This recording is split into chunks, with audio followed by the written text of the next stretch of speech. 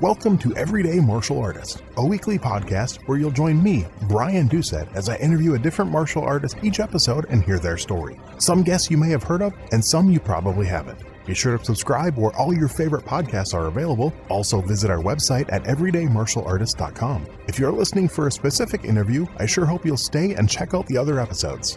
A very special thank you to Topher Williams for our custom theme music. And now, the newest episode of Everyday Martial Artist. Everyday Martial Artist is brought to you by KOOnline.com for all your martial arts needs. Sparring and safety gear, rank belts, uniforms, weapons, patches, and more. Wholesale supplies made by martial artists for martial artists. Visit us today at KO-online.com. Hello and welcome to Everyday Martial Artist. I'm your host, Brian Doucette, and as we do every week on Thursday, a brand new guest is joining the show, talking about their life and their journey throughout the world of martial arts and other stuff they're involved in. My guest today is an instructor, a stunt person, an actress, a product designer, a spokesperson, and more. She holds a 9th degree black belt and has been studying martial arts for over 40 years. She's one of only 3 people to be certified by 3 of the Kenpo Pioneers in the U.S., Grandmasters Nick Cerio, Ed Parker, and George Pasare. In 1991, she broke a record by winning gold medals in forms, fighting, and weapons at the WAKO World Championships, and she did it again in 1993. She's appeared on over 50 magazine covers and inducted into over 40 Hall of Fames. She's been involved in numerous TV shows and movies, including The Next Karate Kid, Batman and Robin, and WMAC Masters. Please welcome to the show, Christine Bannon-Rodrigues. How are you doing today, Christine? Very good. How are you? I'm doing good. So how we like to start the show, I want to go back to the beginning. I want to know what led to that first interest, that first spark in martial arts, and kind of what started your martial arts journey. Well, I basically just started as another sport. I was a teenager. I was in high school. It was actually junior high. And it was just something I did with some of my girlfriends, one of my girlfriends. And she really had to convince me to try it. And I was like, I'll try it. Her brother was studying. And it wasn't a commercial school. I was studying with my husband. It was his school, but it was more of a private school. So I figured I'd try it out, and, from there I fell in love with it. I think she quit within the first year, and then I was kind of solo on my own there, and this is a very male-oriented sport, but there were some girls, and, I just fell in love with it, and I really enjoyed it, and just kept going from that point forward. Nice. And what was that first style? It was Kenpo. Okay. So I've been studying Kenpo since 1980, under my husband, and, had the chance to also, get tested and certified by some of the greatest Kenpo Grandmasters around. Definitely. Being Professor Nick Cerio, and Grandmaster George Pasare, and Grandmaster Ed Parker. So I was very fortunate to be able to get tested by all 3 of those guys. That's great. Now you mentioned that you fell in love with it. What was it specifically that really drew you in once you started that made you want to stick with it? What was it about it that you fell in love with? I think it was probably the fact that I was a beginner, but I wasn't put on the bench, I wasn't sitting out on the sport as you do with a lot of sports when you first get into basketball or softball or anything like that. When you're a beginner and you're not very good at it, you spend a lot of time sitting on the bench, so I think I enjoyed that I was able to participate 100% of the time. I was taught at my level. When I started competition, it was exciting to go to different events and compete, but if I messed up, I was kind of, messing up for myself. It wasn't like, a whole team that was going to be looking at me like, how'd you miss that shot, Right, so I didn't feel, as much pressure as with some of the team sports. Okay. And you mentioned competition. What drew you to the competition aspect of martial arts? Well, my husband started the Ocean State Grand Nationals, and the very first year it wasn't called the Ocean State Grand Nationals. It was Bannon-Rodrigues Karate Championships the first year. But we're actually going into our 40th anniversary with the event this coming year. Wow. So the tournaments, we did have to take off 2 years because of COVID. So right. It should be our 42nd. But he wanted to run a tournament, so it was at a local high school gym. And, when we had gone to a couple other events, I had watched, but this is the first tournament that I ever competed in, and I was an orange belt at the time. And it was different because, nowadays a 13-year-old would not be allowed to go against adult competitors, for legal reasons. You can't put a kid against an adult. Mm-hmm. But back then, I competed in forms in the junior division, and that was against, mostly for some girls. But I competed in the junior division in forms, but I was pretty much the size I am now when I was 13, as most girls kind of don't really do a lot of growing after that. So it's kind of about the size I am now. So my instructor said, you're probably safer going in the women's division than going in a teenage boys division where, I could have a 13-year-old, 200-pound boy, Right. So I went into the women's division, but at that time, there was only one division for women, and it was white to black belt. Wow. So I was an orange belt and ended up drawing one of the black belts to fight. So that was quite the experience. Okay. And I know you mentioned you also did well on weapons. What was your weapon of choice when you competed? Well, I did the samurai sword. I did the bow. I did, various weapons coming up through the Kenpo style. But after I earned my black belt, that's when competition didn't have like these extreme divisions and creative divisions, your traditional form that you were taught by your instructor, and you go out there and compete. And I was competing against men all the time. And if I was doing a bow versus another male doing a bow or a samurai sword, they're always going to look stronger because, a judge needs to really differentiate pound for pound who's the stronger person out there, Mm-hmm. But that's a hard thing to do. And, I was just competing, basically doing the same thing they were doing. And my husband said, you really should take some of your strengths and use those in competition.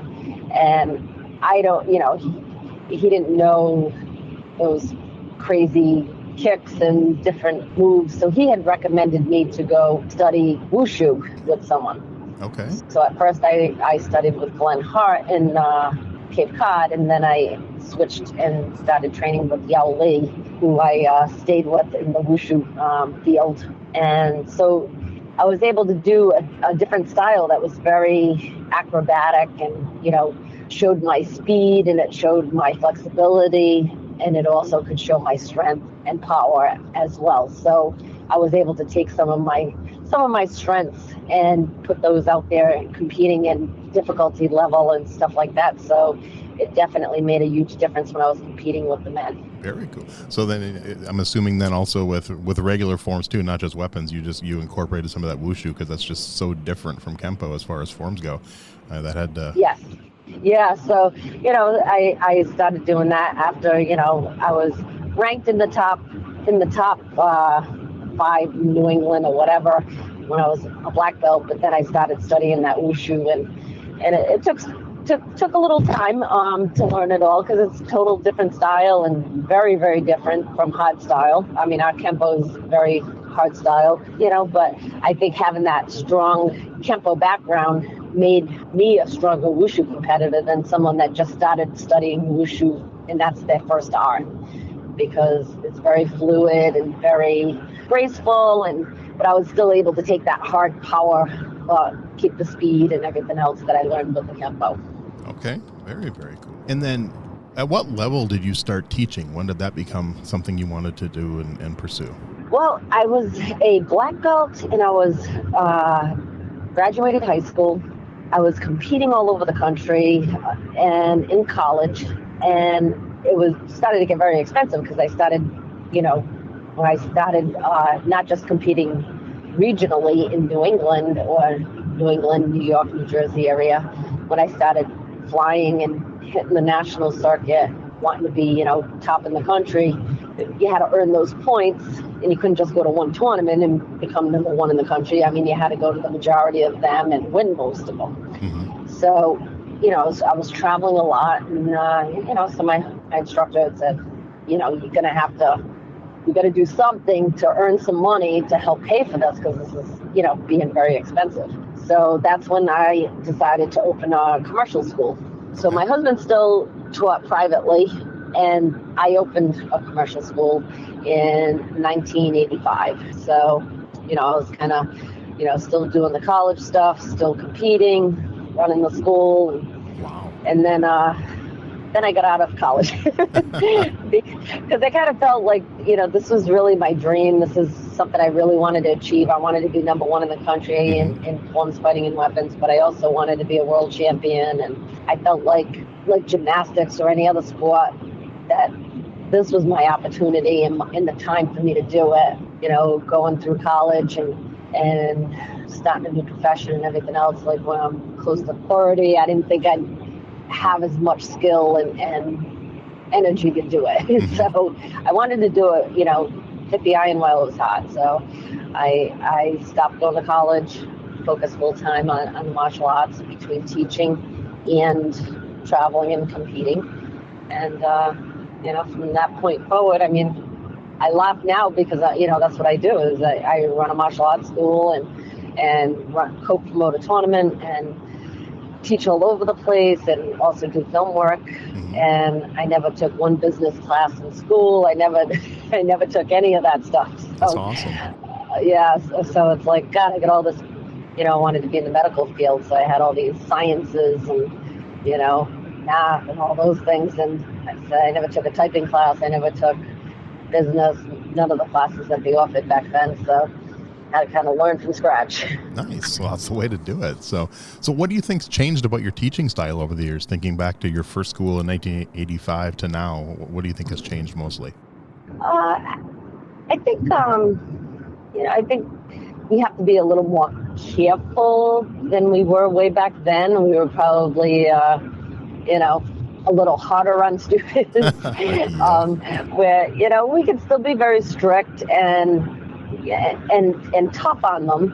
But, I remember when I was in class, we used to line up against the wall and the instructor would go down and hit everybody, tighten your stomach and learn how to take a punch and ki and, just so that you knew how to take a punch. It's not something that we probably walk around punching the students right now in this day and age. But I think a lot of the teaching has stayed very similar over the years and try to keep it similar. I think a little more with the high tech, especially with COVID. We're using Zoom classes and, the technology, I think really helps the student when they could go on and watch a video if they forgot something, how to do something. So I think in that aspect made it a little bit easier, a little, student friendly, that you can learn things a little bit easier that way. But I would say the biggest difference for me as an instructor from the very beginning to now is when I first started, I kind of had to pretend I was almost like the secretary when someone would call and ask about classes. Okay. So I'd kind of act like I was the secretary, and I'd say, oh, yeah, we have an adult class at 7:00, come on in, and, you can meet the instructor, and you can try it out tonight, or whatever I would say. And when I would do that, they didn't know I was the instructor. Like if I said I was the instructor, they would probably never come back. Nice. But, so back then, that's kind of how I just started to get adults into the school. And they would come in, they would watch me teaching 6'2" guys that were 200 and something pounds that, I could teach them. And and they had respect for me because I had earned that respect. They knew I could show them how to fight or how to do certain things. So the minute someone would come in and watch a class like that, then it would be like, it's not like I had to convince them. They saw it with their own eyes. But that's kind of how I had to get them in the door. Okay. So I don't think nowadays people look at you that way, like, oh, I don't want to train with a female, or, what could a female teach me in the martial arts? I think our times have changed with that goes. So I would say that's probably the biggest difference I have from running a school way back then as to now. And our schools are probably 50-50 as far as male and female. Okay. Nice.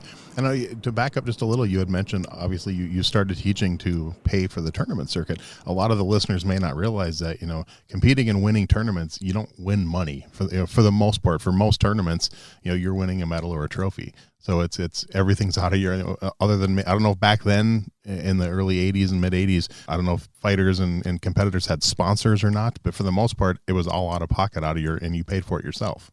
Right. Okay. Absolutely.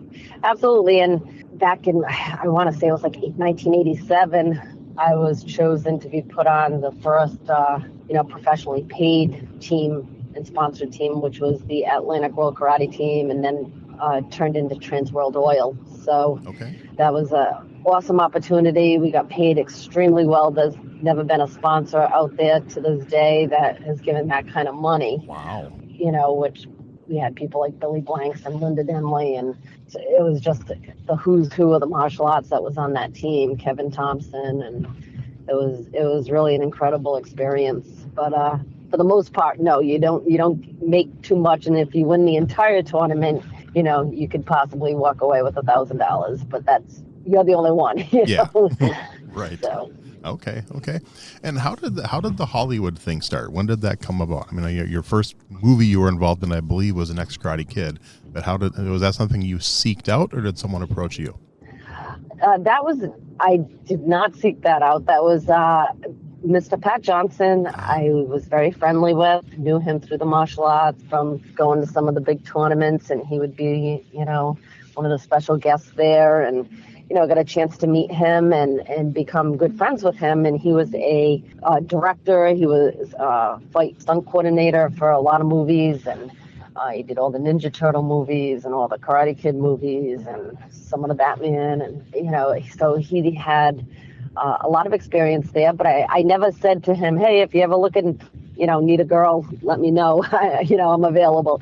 I never said anything to him about doing film work, but he was filming The Next Karate Kid, and that was in the Boston area. So when he was filming in Boston, he, I guess the girl who doubled the Hilary Swank was a very good stunt woman, but her specialty wasn't the martial arts. And that's what the movie was about, martial arts. Mm-hmm. So she did some phenomenal stunt work on the ladder and with the car driver, flipping over the car that she almost got hit by. And, she did some great work. But Mr. Johnson really wanted, a high level female martial artist to do those parts of the fight scene. So, he had called me and asked me if I was interested in going up there and meeting Hillary and seeing how we sized up together. And I was like, well, I got class tonight. My husband's like, well, you cancel them and we're going. So he's like, just, blow something like that off. And I was like, okay, so I went there and, the rest is history. I mean, it was a lot of fun. I felt like a white belt all over again because I had absolutely no idea what I was doing. Right. But it was a lot of fun, and I learned a lot on that. And from that point forward is when I kind of said, this is something I really like, and I think I'd like to do it some more. So very cool. And I think you're the third or fourth, for sure the third guest I've had that has been involved in WMAC Masters, which I loved watching when I was younger. Because I've also interviewed Carmichael Simon and Herb Perez have also been on the show. So, oh, nice. Yeah, that was a fun show, and I wish they'd bring it back almost. It was so much fun. I know, and there's a lot of hype about it because I know that there's someone out there writing a book about it, yep. and there is definitely a lot of people that remember the show and are very inspired by the people that were on it. Okay. So now obviously you've done stunts for a lot of stuff, WMAC Masters, Batman and Robin, Mortal Kombat, the TV series and things like that. But you've also done, some acting also. Like you said, with WMAC Masters, you played Lady Lightning and some other shows. What made you want to step, from the stunts to kind of more the main person on it and become an actress? I guess that probably started with the WMAC Masters show, mm-hmm. because it was mostly the martial arts, but we did have a little behind the scenes, acting and conversations and in the gym and, little storyline, so to speak. Right. So So that's where that probably started, where I was kind of almost forced that I would have to do some lines. Okay. Because, I've always been very shy, and, doing martial arts in front of a camera and stuff is not something that I thought I would end up doing it with my life. But when I was asked to do it, and as shy as I am, when you have all these camera people and movie stars and everyone watching you, if I had to read lines at that first day, I mean, I would have been like, shaking in my shoes, but doing the martial arts, something that you're 100%, 1,000% confident with your abilities. And, if it's like, throw a kick at the spot or do this type of kick or land here when you, after you do some kind of spin and punch and, land exactly right here. I mean, that was a piece of cake, because you're trained in that your whole life. And I had a lot of confidence with that. But to stand there and read lines and not sound nervous or shy or, that was the tough part. Right. So I guess the WMAC Masters kind of like forced me into doing it because, I mean, not that they forced me, but, it was part of the whole role. Mm-hmm. So, and they were all my friends, whether it was Chris Casamassa or Mike Bernardo and Hakeem and Herb and, Bridget and everybody on the show. We were all friends. So it wasn't like I was going to be super nervous talking to this big movie star in front of me. I mean, I looked at them as my friends. Nice. It made it a little easier to do that. And then from that point, I did some acting in Sci-Fighter or Extreme Fighter and different roles like that. Not big, like, where you're the lead character and through the entire movie, but, right. Some speaking lines in different movies. And I still do a lot of stunt work now. And, actually had a chance in November to work with my son. So it was the first time we worked on a movie together, and cool. And that was really cool. Because he's been doing this with me. I was taking him to stunt seminars and stuff just because he's my kid, and he kind of had to come with me. I wasn't going to leave him home with someone. So, yeah.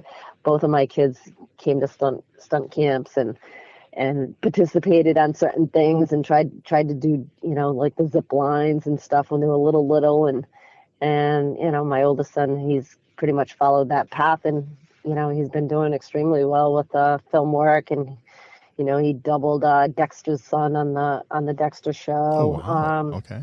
And, he was on The Society, which was a Netflix, he had a character on there. Mm-hmm. And, he's done a lot of work, and he's been doing really well. So I'm proud of him. And, we both do different stunt jobs when they come up in that local, but our main focus is our karate school and keeping busy with that. So if they were to call you up and say, hey, we want to do a limited series run on like Netflix of WMAC Masters, we want to do a reunion of like 8 episodes, would Lady Lightning like to come back? You think you'd do it? Oh yeah. Nice. Yeah, that would be fun, especially if it was a lot of the same characters, I think it'd be fun if they were to do that, bring back as many of the originals as they could, and then maybe some of the top tournament, kids of today, have you guys like mentoring them or something. That'd be kind of a fun thing to bring back. I would definitely watch it. Yeah, it would be fun. I mean, I don't think you would see us flipping and doing crazy stuff like we had done back in the day, but it would be nice to see how everyone's, aged and somewhat gracefully, hopefully. Nice. I know I also read that you had mentioned wushu and stuff. You've also done some training in Krav Maga and kickboxing. Kind of talk a little bit about how those popped into your life. Well, the kickboxing, I was studying kickboxing years and years ago, like before I was even a black belt, I think. Okay. And because my husband also not only taught the karate, but he taught a handful of kickboxers. One that actually went for a world kickboxing title. So he had dealt with and, worked the corners and trained them.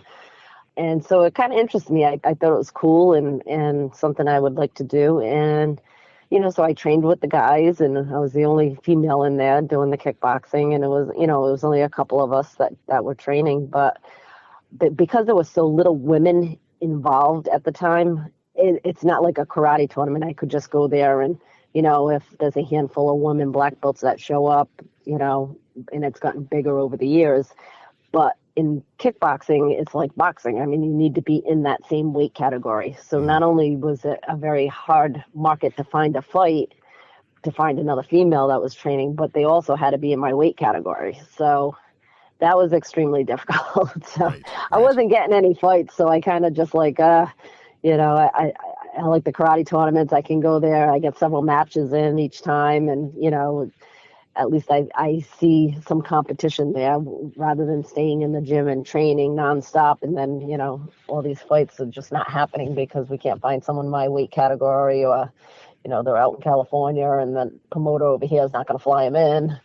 But then I started to teach kickboxing at the school probably maybe 13, 14 years ago as a fitness class. Oh, okay. So training them just like they would be trained if they wanted to go out and do a professional fight, teach them the same way, train them the same way. It's just that none of them ever really fight. They're just there to, punch the bag, learn how to kick properly, have your hands up, do jump rope and speed bag and the heavy bags. And so that's where my kickboxing kind of led to just doing it as a fitness class.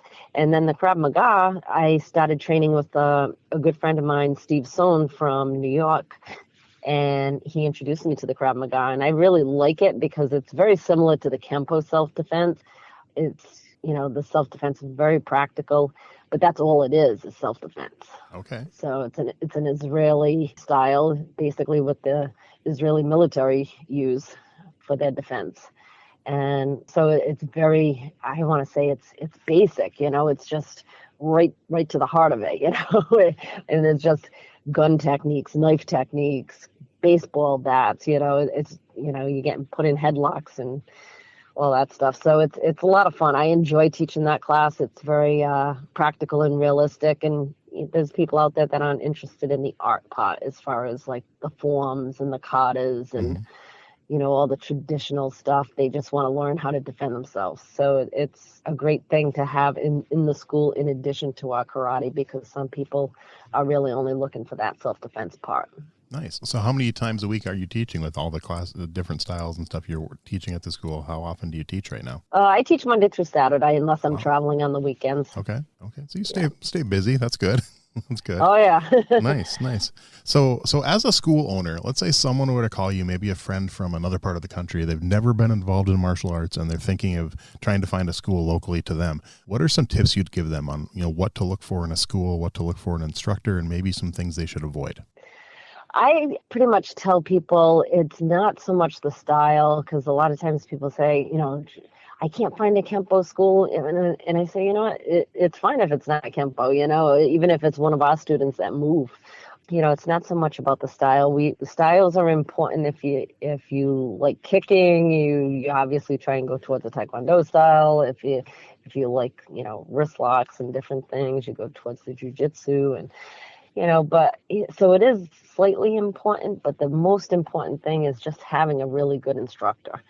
An instructor, we've all gone to school and had that one. It could have been like your kindergarten teacher, it could have been your third grade teacher, it could have been your high school teacher, but we all have that at least one teacher that made a huge impact on us that we'll never forget. And we only had them for less than a year, but we've all had that one type of teacher that was remarkable. And this teacher that you're going to find in the martial arts is someone that you could spend the rest of your life with if you stay with it, and at least 4 or 5 years until you earn your black belt. So, and if you're a kid, they're really instrumental on developing what type of person you're going to turn into.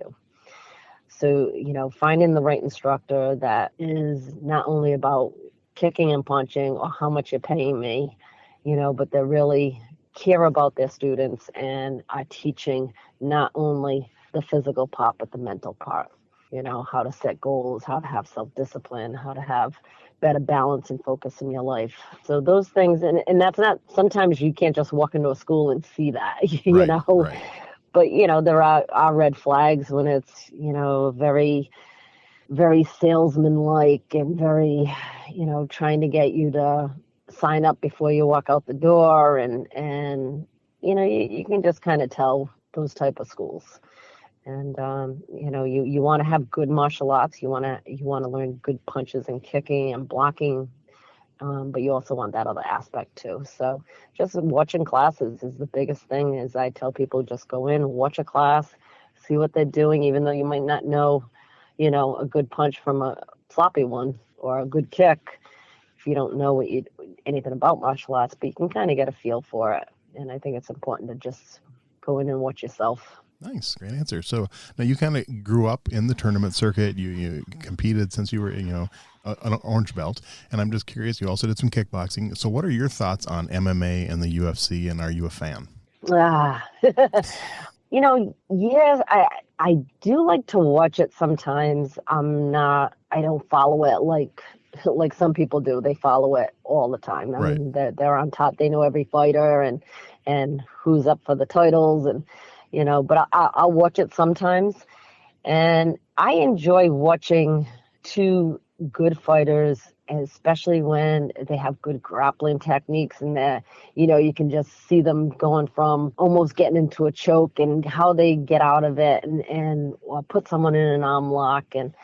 But some of it is just ground and pound. It's just, same thing that you'd see out on the street. I mean, Right. It's just two people beating the living crap out of each other, and and it's a very young market.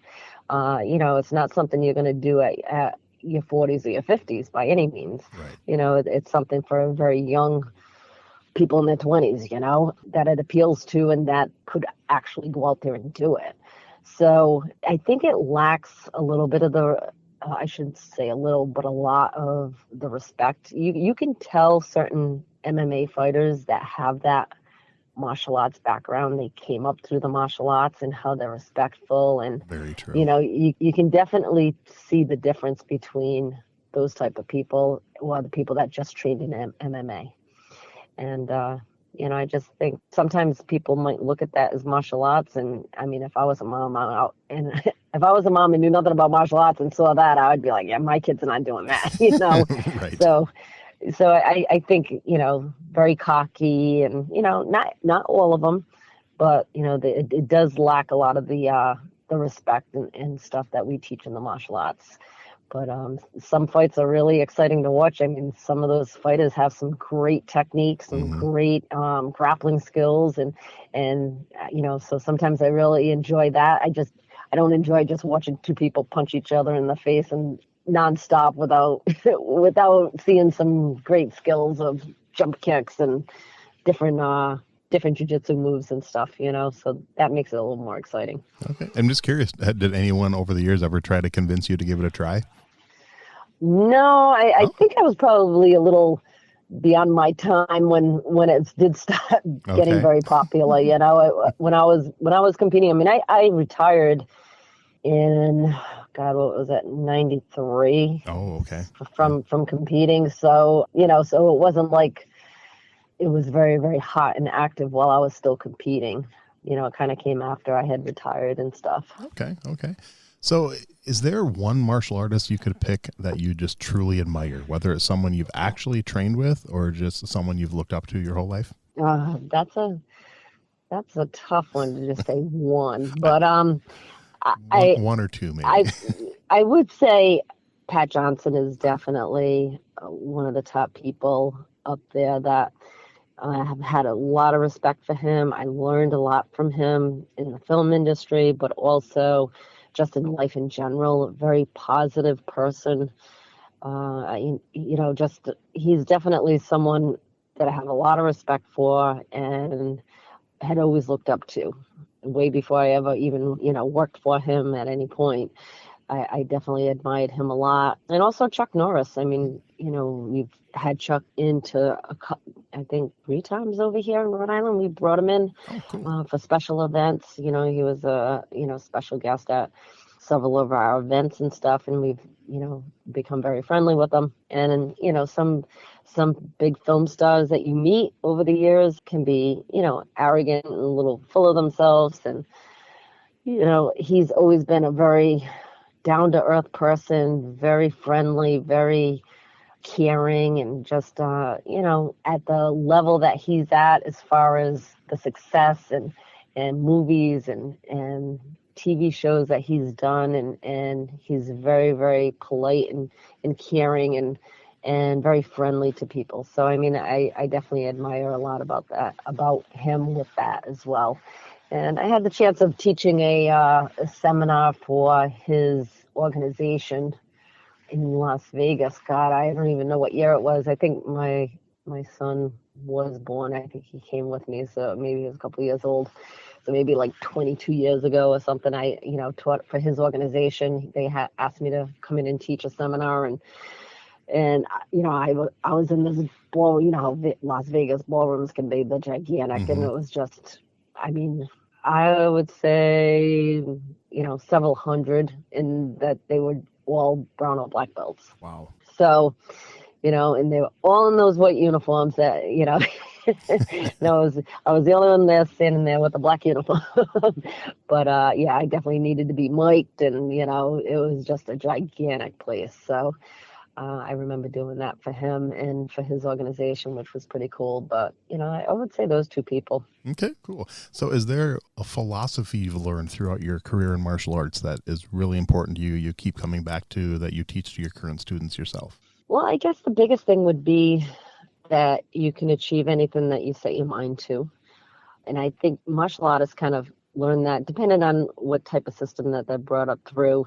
But I know everyone in our system, in our school, after you've gone through a black belt test, a 3-day, excruciating, long, enduring, push you to your max type of test, once you go through that, it's almost like the military boot camp or something, like once you go through that, it's like, if I could do that, I can do anything, I mean, trying to achieve something in work or another sport or anything else. I mean, it's almost simple compared to what you go through when you're going through a black belt test and stuff. So I think, the martial arts kind of teaches you that anything you set your mind to, you can achieve if you really focus on it, and having a positive attitude.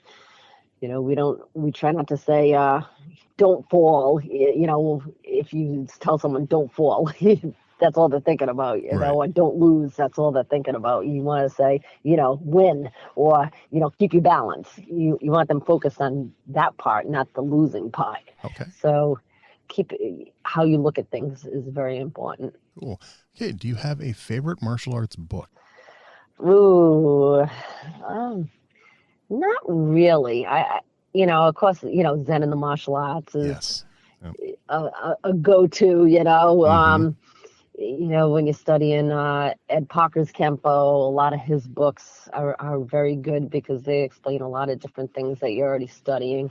But I would say, Zen in the martial arts is probably my favorite. I think I've dealt more with going to seminars from great martial artists like that and hearing it from them rather than reading Nice. it in a book. Yeah, definitely. So, I think that kind of hits me better than reading the books, but that would probably be my favorite. Okay, cool. And then you kind of grew up in the 80s and stuff, so I'm not sure if you ever played video games, but if you did, do you have a favorite martial arts video game? Oh, I would probably say Mortal Kombat, but no, I never really played video games other than like Pac-Man. Okay, Pac-Man was fun. Back in the day, my kids play it all the time. Yeah. I mean, that's the thing nowadays is the video games. But I'd probably say Mortal Kombat. Okay, cool. And now for this one, you obviously can't pick WMAC Masters. Do you have a favorite martial arts TV show? Probably Cobra Kai right now. Nice. Cobra Kai is fun to watch. It's sometimes you watch it and you shake your head and you're like, that's so corny, like it's so like old, like a show you'd watch 10 years ago or something. But I really enjoy it. I'm just on the new episodes and for the season, and I think I've watched 3 of them so far. Oh, like okay. I try not to engorge myself and not watching them all at once, because it's nice when you have a day off and you're not feeling too good and you get a chance to just kind of kick back on the couch, and it stinks when you've watched them all because you sat there one day and just watched every episode. Yep. And you got to wait a year for it to come back out. But that's probably my favorite one right now. Well, I'm hoping they don't make us wait a year, because they did finish filming season 5 in October. So I'm really hoping maybe they'll surprise us and give it to us this summer, because I don't want to wait a year. And I'm one of the ones who I watched it all in one day. So I know. And I know Martin Cove very well. Cool. And, some different people that have been on over the several seasons, that have gotten a role as far as either just doing some stunts and we're in a background doing fight scenes and just the different people. And there was talk about Hillary coming on at some point, and I keep saying, God, if they have her come on, I mean, I hope they ask me to double her again. That would be so cool. That would be awesome. I was actually going to ask that question, so I'm glad. That's actually fingers crossed. I mean, it's yes. I'm hoping. I know they said they want to do at least 6 or 7 seasons if Netflix lets them. So there's definitely room to let that grow, and I'll be excited. You'll have to message me after you watch the final episode of the season. I'm curious on your thoughts on it. So okay, cool. All right. So favorite martial arts movie? Oh boy, that's a tough one. I don't know. I mean, I am very, I really liked the first Karate Kid movie, the very first one. Yes. I mean, that definitely was one of my favorites. As with any series, as they go on, you kind of, they don't lose steam, but I mean, I just think that first episode, that first Karate Kid movie was really, really cool to watch how Ralph Macchio and, got introduced in the martial arts and everything. And it was very realistic, Yeah. Oh, that's my answer. That's my go-to, because that's actually the movie that got me involved in martial arts. Told the story. It was the opening night at the movie theater in my hometown, and after the movie ended, there was a gentleman out front handing out free passes to a local Tung Sido school. And I grabbed one, and I started 2 days later, the Monday night. So that's, if it wasn't for Karate Kid, I might have never started. So I know. And then, when you think about weapons and stuff, is like I really enjoyed the Kill Bill with the sword, but the Karate Kid, I would say, is probably overall my favorite. And there's this final question. This one doesn't have to be a martial arts movie, but is there a movie you've watched that you just think has just a great martial arts fight scene? I don't know if I can say one particular movie. I mean, I really like watching some of Jackie Chan's material. I mean, he's just phenomenal. And I don't know if I have like a favorite fight scene, but there's between Jackie Chan and some of the work done on Kill Bill, I really enjoyed. But I really like how they, in a lot of his movies, it's very unique stuff. He's not grabbing a knife or a gun, or he's grabbing a lounge chair, or he's grabbing a desk, and he's using all kinds of different props, and he's very, very creative. Yes. So I think that's kind of cool that it's not just the plain how many kicks and punches have we seen and different stuff, but he's very creative, so you never know what's going to happen when he's out there doing a fight. Nice. So have you ever got to do anything with Jackie Chan, met him or trained with him or done any work with him at all? No, I have not. Okay. I have not. I would love to, but no, I have not.